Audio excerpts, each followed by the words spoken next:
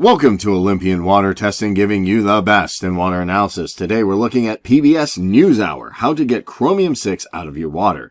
Now, chromium-6, also known as hexavalent chromium, is a potential carcinogen, and you may notice it from the 2000 film Erin Brockovich. Julia Roberts plays a scantily clad file clerk in a small town firm who traces a cluster of health problems in a California desert town to a chemical in the groundwater there and traces the chemical to a natural gas pumping station owned by Pacific Gas and Electric. And what do they find? The source of the problem was hexavalent chromium, or also known as chromium-6. And in the movie, the company had used the chemical as a coolant and then dumped it into the unlined holding ponds at their Hinckley, California plant. Then the toxin leached into the groundwater and spread. Now, that is a fictional movie, but what's going on in real life? Wednesday, Miles O'Brien reported the real story in Hinckley, what's happened since the movie debuted, how Hollywood's ending has gone awry.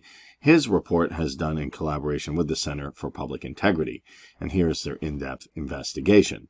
On NewsHour Friday, O'Brien explores the science of what chromium-6 does to the human body and the agencies charged with regulating it. There is still chromium-6 in the Hinckley groundwater, he reports, and Hinckley's not alone. So even though you say, okay, that's a movie, and definitely is worth watching, what is going on in real life is more concerning. As we can see, various cities here: Buffalo, New York, how many parts per billion, Las Vegas, New York, and we can see all the way up to Albuquerque, New Mexico, and how high the parts per billion are. So this is something to take a look at, because hexavalent chromium, as noted in the movie, is a potential carcinogen, and it causes a lot of problems. Now, they found in a study nearly 70 million Americans are believed to have hexavalent chromium in their drinking water, he reports. Even a study of the U.S. tap water by the Environmental Working Group detected chromium-6 in the drinking water of 31 out of 35 U.S. cities. In every case, the levels exceeded California's EPA public health goal of 0.02 parts per billion.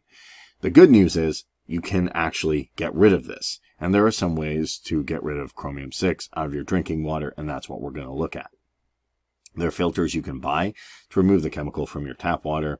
Now, the most effective way to remove chromium-6 from drinking water is with ion exchange water treatment units, said Ian Webster, president of Project Navigator, an environmental engineer and project manager company retained to represent the Hinckley community. P&G is using this technique to treat the drinking water in Hinckley.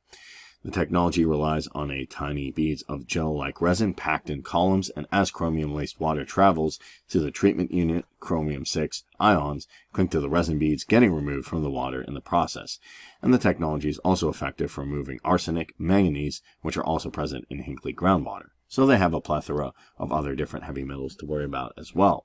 Word of warning, though, over time heavy metals build up in the filter, reducing its effectiveness. So even if you say, well, I have a Brita filter, or I have a filter on my sink, that might not be enough. Or it might be enough for a potential amount of time, but it's not a permanent solution. The unit must be active monitored, maintained, and the filters need to be replaced. It's very much like buying a car. Webster said after 10 years, you spent more on the cost of annual maintenance than the price of the car. But here's the catch. While effective at removing chromium, these systems are not terribly practical, acting director with the Environmental Working Group said. If you're actually looking for residential water treatment units, there just aren't that many ion exchange units that are certified to reduce hexavalent chromium. She recommends using reverse osmosis filters instead, many of which have been certified to remove chromium-6 along with other contaminants. And reverse osmosis filters are more affordable and easier for consumers to find at their local hardware store. Reverse osmosis works by pumping water across a semi-permeable membrane.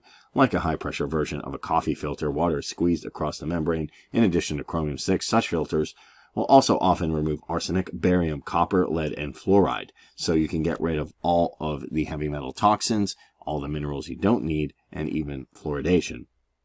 The upside to reverse osmosis is that it reduces more contaminants than the standard carbon filter. And the downside is that it's much more energy and water intensive, and you're left with a concentrated brine that must be dumped. And the EGW has this guide for finding the right water filter. Take a look at that, and you have to do your own research and make sure your research shows the filter is certified to reduce things that you care about.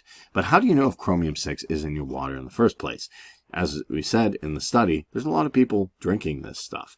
There's nearly 70 million Americans who are believed to have hexavalent chromium in their drinking water. Now, you can remove it through reverse osmosis, ion exchange, different filters, although those wear out over time. So you need to periodically test your water to make sure that there's not elevated levels of chromium-6 in it.